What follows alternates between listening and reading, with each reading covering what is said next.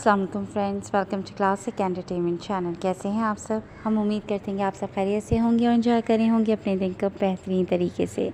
और हमारी दुआ है कि आपका दिन खैर आफियत के साथ गुजरे। और आज हम फिर आपके लिए लेकर आ गए हैं सिलसिलेवार novel O girl you are mine episode 45, जिसका आपके लिए तहरीर करी है सैयदा रुबाब। तो फिर जल्दी से चलते हैं नावल की तरफ, मगर उससे पहले अगर आपने अभी तक हमारे चैनल को लाइक और सब्सक्राइब नहीं किया तो इसको सब्सक्राइब कीजिए, ताकि हमारी नई और म्यारी वीडियोस आपको सबसे पहले देखने को मिले और आप कोई भी एपिसोड मिस ना कर सकें। तो चलते हैं नावल की तरफ। साबिर चाचा के इंकशाफात ने कशफ की सोच को एक नया रुख दिया था। वो जो अब तक उस शख्स को अपने साथ पेश आने वाले इस वाक़ये के बाद और कुछ सुनी सुनाई बातों की बुनियाद पर बहुत गलत समझती थी, लेकिन अब उसकी सोच कदरे बदल चुकी थी। साबिर चाचा ने ठीक कहा था कि हम किसी की गलती को तो पकड़ लेते हैं, लेकिन उससे ये गलती सरजद करवाने वाले अवामिल को कभी जानने की कोशिश ही नहीं करते। किसी के तल्ख रवैये के पीछे छुपे सच और कहानी को जाने बगैर उसे गलत करार दे देते हैं।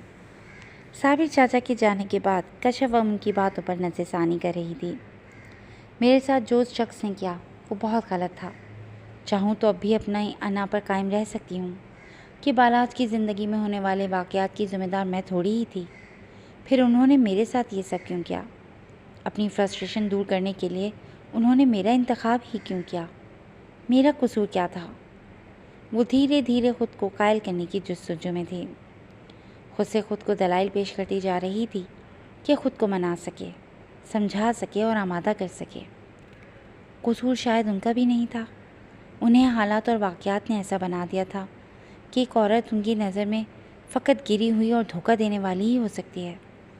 अगर मैं भी अपने फ़ैसले पर डटी रही तो आज शायद उनके वो ख़यालात जो बचपन में उनके मासूम जहन की आमाज का बने थे, वो सच साबित हो जाएंगे कि एक औरत बेरहम और ख़ुदगर्ज़ ही होती है। लेकिन मैं अब ऐसा नहीं होने दूंगी। उनके तमाम ख़यालात को बदल दूंगी। बाला शहाब को अब अपनी सोच को बदलना ही होगा। आखिर कशफ बालाज के लिए ख़ुद को कायल करने में कामयाब हो ही गई थी। वो आज बहुत दिनों की थका देने वाली सोचों से आज़ादी पाकर फ्रेश लग रही थी। शॉकिंग पिंक कलर के सूट जिसके गले और दामन पर कढ़ाई थी, जेब तंग किए हुए वो बहुत निखरी निखरी सी लग रही थी। मेकअप के नाम पर उसने पिंक कलर की लिपस्टिक लगाई थी और पर्स कंधे पर लटकाया और दुपट्टा सर पर टिकाते हुए वो बाहर निकली तो उसके कदमों का रुख आप तक के कमरे की जानिब था। मामा, मैं बालाज की इयादत के लिए जा रही हूँ, कशफ ने कमरे में दाखिल होते ही उन्हें बताया। ये बात सुनकर आपदा ने मुस्कुराकर उसे देखा कि गोया उसने अच्छा फ़ैसला किया है। लम्हा भर की खामोशी के बाद उसने फिर से लब वाक किए। आपने मुझसे शादी का पूछा था तो मैं राज़ी हूँ। आपने ठीक ही कहा था कि अब इसके सिवा कोई हल नहीं है और मैं क्यों ना किसी और की औलाद को पालने की बजाय अपनी औलाद को उसके बाप के साए में परवरिश दूँ। कशफ ने माँ की दलीलें ही उनके सामने रखते हुए गोया रुखसती के लिए हामी भर ली थी। आपदा ने एक दफ़ा तो बेयकीनी की कैफियत में मुब्तला बेटी को देखा था, लेकिन अगले ही लम्हे उन्हें अपनी समातों पर यकीन आ चुका था। वो उठी और उसकी पेशानी पर बोसा देते हुए उसकी बलाई लेने लगी। ज़रूर जाओ इयादत के लिए। बहुत अच्छा फ़ैसला किया है तुमने बेटी। आपदा की तो आधी फ़िक्र ही कम हो गई थी। उन्होंने बेटी को जाने की इजाज़त दे दी थी और उसके जाते ही वज़ू करके शुक्राने के नवाफ़िल अदा किए, क्योंकि वो कशफ की तरफ से बहुत फ़िक्रमंद रहने लगी थी और ये भी डर था कि बेटी के फ़र्ज़ की अदायगी किए बिना वो अपनी बीमारी की वजह से कहीं चल ना बसें। लेकिन अब दिल में इत्मीनान सा उतर गया था, क्योंकि अब बालाज भी तो सुधर गया था। कशफ ड्राइवर के साथ बालाज से मिलने निकली थी। रुखसती से कबल वो उससे कुछ बातें करना चाहती थी, लेकिन तकदीर को कुछ और ही मंजूर था। ऐसा नहीं हुआ था। वो अभी बीच रास्ते में ही थे कि सड़क के बीचों बीच एक छोटा बच्चा जो अपनी मामा की उंगली छुड़वाकर भागते हुए अचानक से गाड़ी के सामने आ गया था। बच्चे को देखिए, उसे बचाइए। कशफ भी बच्चे को देखकर ड्राइवर पर चिल्लाई थी और साथ ही एक ज़ोरदार चीख के साथ कानों पर हाथ रखे हुए आंखें मूंद गई। ड्राइवर भी अचानक से सामने बच्चे को देखकर और कुछ कशफ के रद्द अमल पर हड़बड़ा सा गया था।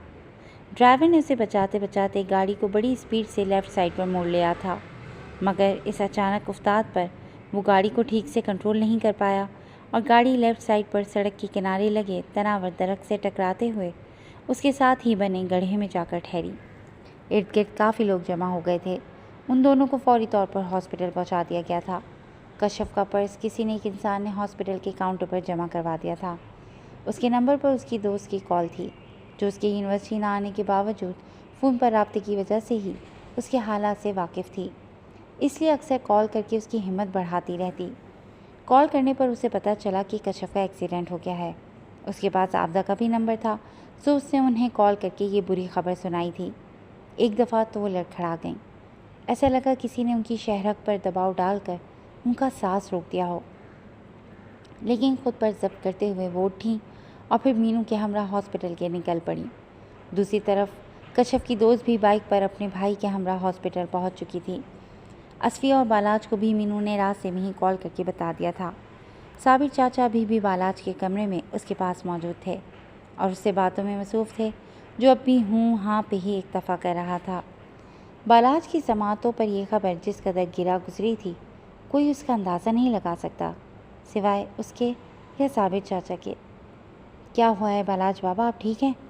साबिर चाचा ने फ़ोन कॉल के बाद उनके चेहरे पर जो तकलीफ़ देखी, वो उन्हें ये सवाल पूछने पर मजबूर कर गई। कुछ भी ठीक नहीं है साबिर चाचा, कश्यप का एक्सीडेंट हो गया है, हमें जल्दी निकलना होगा। वो तो बेयकीनी की कैफियत में टैक्स पर निगाह करते ही मीनू के बताए गए एड्रेस पर साबिर चाचा के हमरा हॉस्पिटल पहुंच चुका था। क्या हुआ है कश्यप को, कहाँ है वो? बालाज ने ICU के बाहर पहुंचते ही हवास बाख्तगी के आलम में आबदा और मीनू को देखकर पूछा। वो अंदर है भाई, प्लीज़ दुआ कीजिए, मीनू ने परेशानी के आलम में जवाब दिया। बच्चे की वजह से डॉक्टर का कहना है उसकी कंडीशन क्रिटिकल है। बालाज, मेरी बेटी के लिए दुआ करो। आबदा भी ये बात उसे बताते हुए बिलक उठी थी। आबदा ने जो खबर उसे सुनाई थी, वो लड़खड़ाते हुए अपने कदमों पर ठहर नहीं पाया था। खुद को संभालिए बालाज बाबा, बिटिया के लिए दुआ कीजिए। साबिर चाचा अब भी उसका सहारा बने थे। वो तुमसे मिलने जा रही थी बालाज बेटा, क्या इल्म था कि ये सब हो जाएगा, वरना मैं उसे कभी घर से निकलने ही ना देती। आबदा मुसलसल रोती जा रही थी और वो वक्त याद करके पछता रही थी जब उन्होंने कश्यप को जाने की इजाज़त दी थी। डॉक्टर बाहर आई थी और कुछ पेपर्स पर बालाज से दस्तखत दिए और बालाज के पूछने पर यही बताया कि उसकी कंडीशन क्रिटिकल है, बस दुआ कीजिए। बालाज अपनी तकलीफ़ को भुलाए इंतहाई मुस्तरब सा दीवार से टेक लगाए खड़ा था। उसके कानों में एक ही जुमले बार बार बाज़कच करते जा रहे थे, जो हॉस्पिटल पहुंचते ही आबदा ने उसे बताया था कि बालाज बेटा, कश्यप तो तुमसे मिलने जा रही थी। ज़िंदगी में किसी भी मुकाम पर उसने ख़ुद को इतना कमज़ोर और बेबस महसूस नहीं किया था जितना वो इस घड़ी कर रहा था। मैंने आज तक आपसे अपने लिए कुछ नहीं मांगा। आपने मुझसे जो जो रिश्ते लिए, मैं आपकी रज़ा समझकर कबूल करता गया, लेकिन अब नहीं सह पाऊँगा। आज आपसे कश्यप की ज़िंदगी की भीख मांग रहा हूँ। उसके बदले भले मेरी सांसें ले लीजिए, उसके लिए अपनी सांसों को भी वार दूँगा, लेकिन अब जब मुझे उस एक्सीडेंट के बाद भी बचा लिया है, तो उसे भी यहीं ज़मीन पर मेरे पास रहने दीजिए। बालाज दिल ही दिल में अपने रब से हम कलाम था और कश्यप के लिए कल्ब की गहराइयों से दुआएं मांगने में मसरूफ़ था। असफ़ी भी पहुंच चुका था, जो वालदा के पास बैठा उन्हें तसल्लियाँ दे रहा था और साथ ही साथ मीनू से पूछ रहा था कि ये सब कैसे हुआ। काफ़ी देर बाद डॉक्टर कमरे से निकली थी। आपकी बीवी तो बच गई हैं, लेकिन हम बेबी को नहीं बचा सके, उनका मिसकैरेज हो गया है। डॉक्टर ने खबर सुनाते ही लम्हा भर को तवक्कुफ़ किया। सबके चेहरों पर एक रंग खुशी का उतरा तो दूसरा अफसरदगी का। उनकी अपनी हालत भी बहुत बुरी थी, लेकिन आप सबकी दुआएं रंग ले आई हैं। वो अब सेफ जोन में है, लेकिन इसके साथ एक बुरी खबर भी है। डॉक्टर फिर से खामोश हो गई थी और वो सब मुंतज़िर निगाहों से उन्हें देख रहे थे। वो शायद अब कभी मां ना बन सकें। डॉक्टर अपनी बात कहकर वहाँ से निकल गई थी, लेकिन आबदा तो रोते रोते वहीं कुर्सी पर ढह सी गई थी।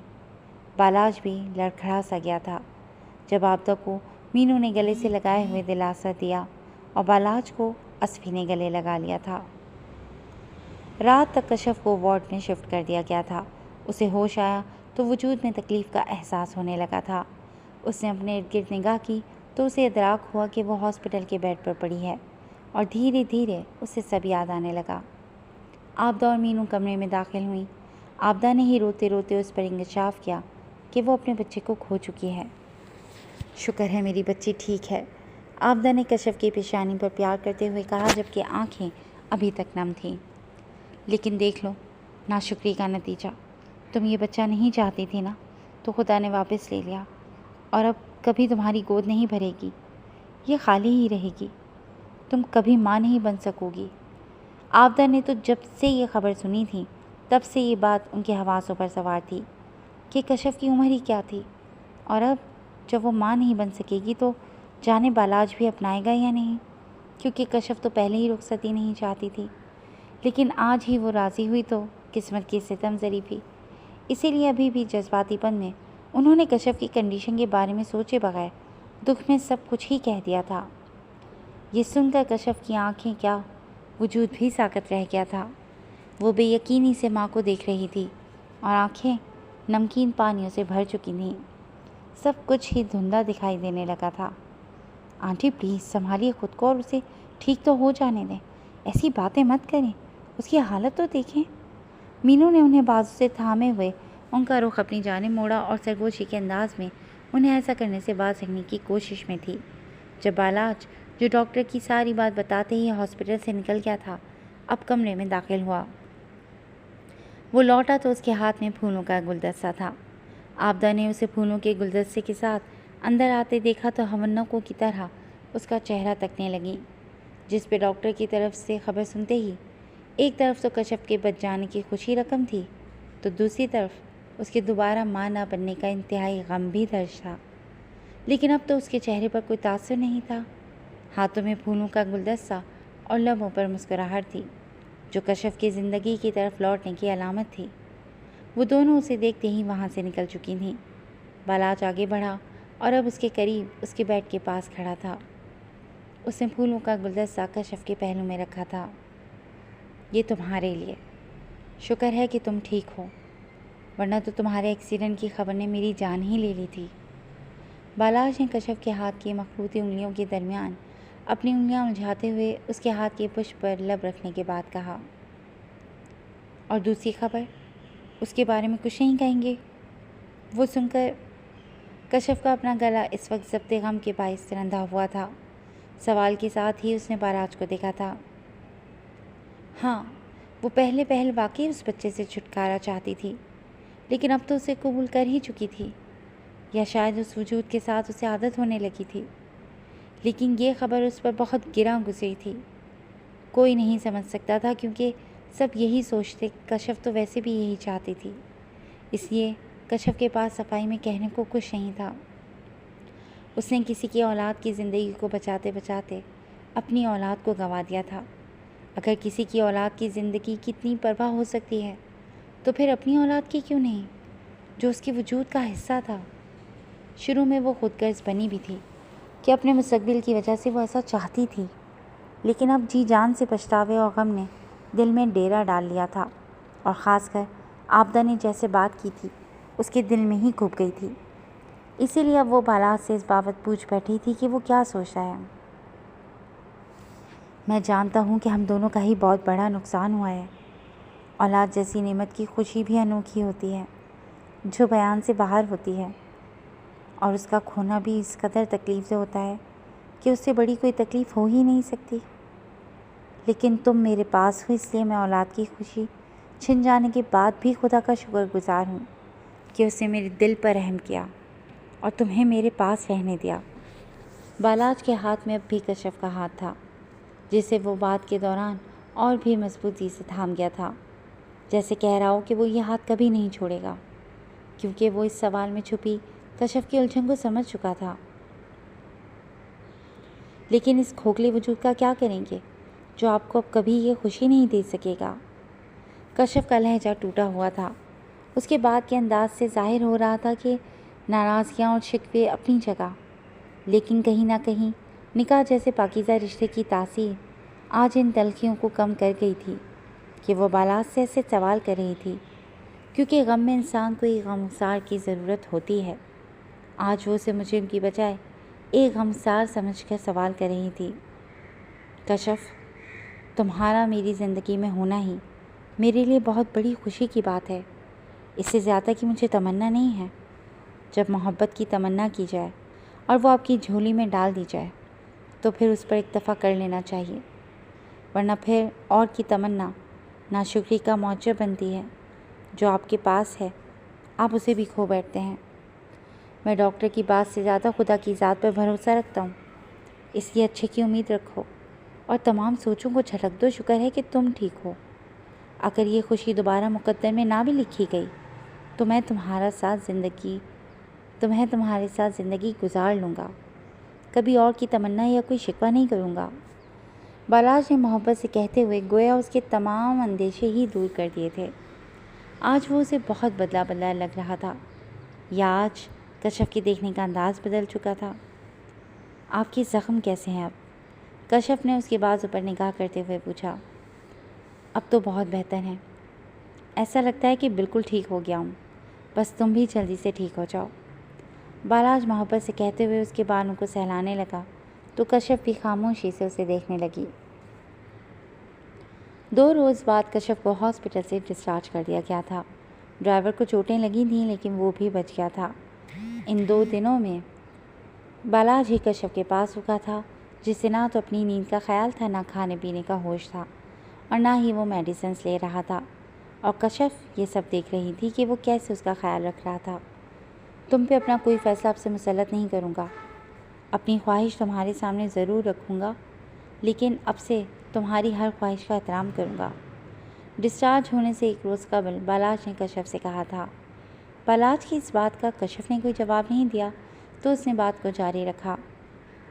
अगर तुम कहो तो मैं आपदा आंटी और अस्फी से इसी हफ्ते रुखसती की बात करूं, लेकिन अगर तुम्हें वक्त चाहिए तो मैं इंतज़ार कर लूँगा जब तक तुम कहोगी।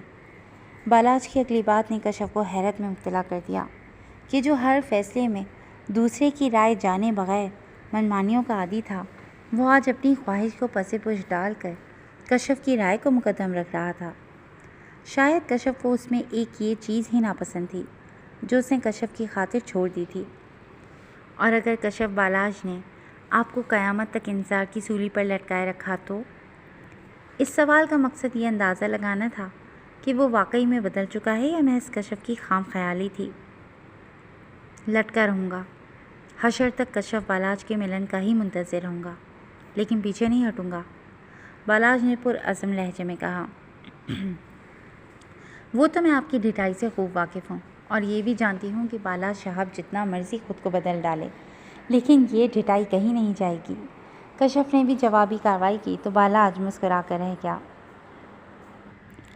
मोहब्बत में ये ढिठाई लाजिम है, क्योंकि ढीठ लोगों की किस्मत में मोहब्बत लिख दी जाती है, वरना फिर अपनी जगह छोड़ने वाले मोहब्बत को फरेबी कहकर चल देते हैं। खैर, तुमने मेरी बात का जवाब नहीं दिया। बालाज के लबों पर अब भी वैसी ही मुस्कुराहट थी। अब जब आप खुद को बदल ही चुके हैं तो आपके इंतज़ार को तवील नहीं होने दूंगी। कश्यप की ये बात गोया बालाज की समात में तो रस घोल ही चुकी थी, लेकिन उसके रोम रोम में भी सुकून उतर चुका था। गोया तवील कठिन दिनों के बाद ज़िंदगी के खूबसूरत दिनों का आगाज़ होने वाला था। नैना के पेपर्स रेडी हो चुके थे और वो जाने से कब लाहौर आई थी।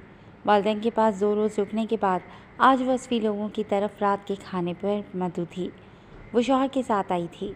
अस्फी शाम को तो आरके के पास ही था कि वो पाशा से उस कार्रवाई का बदला लेने की प्लानिंग कर रहे थे कि अस्फी उसके दिमाग में ये बात बिठाने में कामयाब हो चुका था कि डीके के कत्ल में पाशा ही मुलव्विस है, क्योंकि मीडिया पर चलने वाली खबरों से भी ये बात वाज़ेह थी कि कोई भी असल हक़ाइक़ तक नहीं पहुंच सका। सीसीटीवी कैमरों को नाकारा करने की वजह से कोई सबूत नहीं बचा था और फ़ोन पे तो उनकी इतनी बातचीत थी नहीं कि रिकॉर्डिंग से कोई क्लू मिल पाता। दूसरा, इन्वेस्टिगेशन टीम भी सुभान साहब के वो 4 लोग भी शामिल थे जिन्होंने अस्फी के साथ मिलकर इस मिशन को मुकम्मल किया था और आखिर उन्होंने प्लान के मुताबिक यही साबित किया कि डीके के गोडम में चूँकि अल्कोहल और बारूदी मवाद था, उसके ही किसी आदमी की कोताही का नतीजा है कि जिसने शायद उस एरिया में सिगरेट पीकर फेंकी और यूँ उस मवाद ने आग पकड़ ली और ब्लास्ट की सूरत में सब कुछ ही जल कर राख हो गया और आखिर में ये केस असल हक़ाइक़ तक पहुंचने से कबल ही दम तोड़ चुका था। कैसी हो नैना? सब खाने की मेज़ पर मौजूद थे। अस्फी लेट हो चुका था बैठने से कबल उसने नैना के शौहर से मुसाफिहा किया और साथ ही नैना से अहवाल दरियाफ्त किया। ठीक हूँ, तुम कैसे हो? नैना ने भी जवाब के साथ ही सवाल दागा। तुम्हारे सामने हूँ, असफी मुस्कुराते हुए कहकर कुर्सी खींच कर बैठ चुका था। खाने के बाद सब लाउंज में गपशप लगा रहे थे जब नैना एक्सक्यूज़ करते हुए असफी के उठते ही उसके पीछे चली आई। असफी के फ़ोन पर हसन की कॉल थी, इसलिए वो उठकर अपने कमरे की तरफ आ गया। जब नैना भी उसके पीछे ही चली आई थी, दरवाजे पर दस्तक दी तो असफी ने बात के दौरान अधखुले दरवाजे में नैना को खड़े पाया। उसने हसन से बाद में बात करने का बोलकर कॉल डिस्कनेक्ट कर दी थी। आओ नैना। असफी कॉल डिस्कनेक्ट करते ही उसकी तरफ मुतवज्जह हुआ। कैसी गुजर रही है तुम्हारी लाइफ? न्यूज़ चैनल पर तुमसे मुतालिक जो खबर चली थी देखी थी मैंने, जिसकी वजह से बहुत से रिश्तेदार तुम लोगों से कट ऑफ भी हो गए हैं। मैंने बारहा सोचा तुम्हें कॉल करूं, लेकिन फिर नहीं कर सकी। लेकिन अब जब पाकिस्तान को अलविदा करने वाली हूं तो सोचा तुमसे मिलकर जाऊंगी और ज़रूर बात करूंगी। नैना ने अंदर दाखिल होते ही बिना ताख़ीर के अपनी बात शुरू की। कैसी बात? असफी ने उसकी बाकी बातों का तो कोई जवाब नहीं दिया था, लेकिन उसकी आखिरी बात पर सवाल उठाया है। यही कि तुम एके नहीं हो जो तुमने मीडिया के सामने कहा, वो सब झूठ था, मैं जानती हूँ। तुम्हारे कुछ भी बताए बिना ये भी जानती हूँ कि तुमने मीनू की खातिर साइम को कत्ल किया है और शायद इसीलिए तुम एके बनने पर मजबूर हुए हो। लेकिन ऐसे मत करो असफी, इसका अंजाम बहुत बुरा होगा। छोड़ दो ये सब।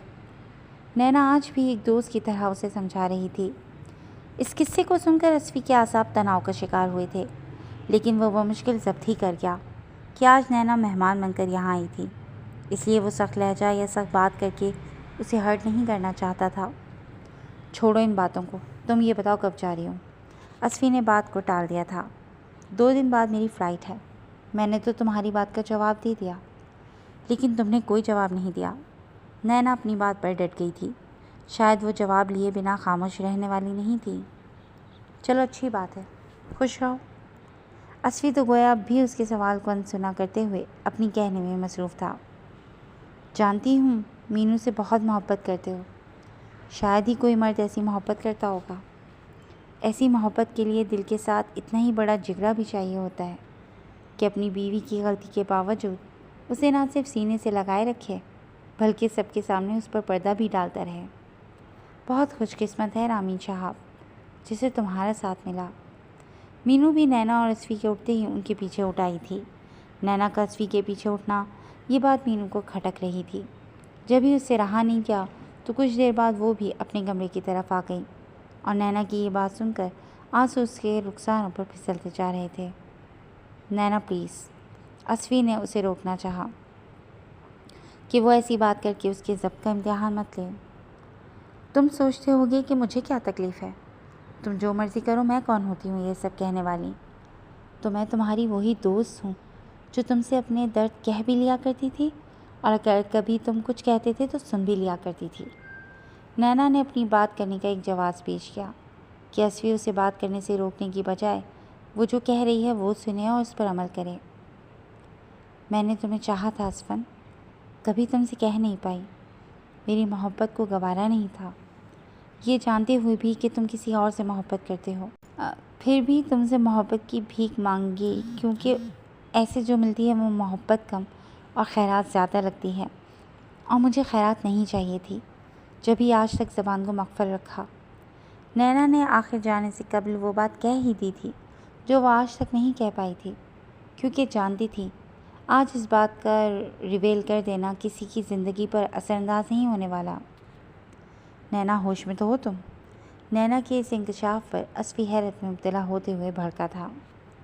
फ़िक्र नहीं करो, नैना के होश कल भी सलामत थे और आज तो शादीशुदा हूँ। शादी के बाद मैंने इस मोहब्बत को दफना दिया था असफी, क्योंकि दिल फ़कत और फ़कत महरम की मोहब्बत का ठिकाना होना चाहिए।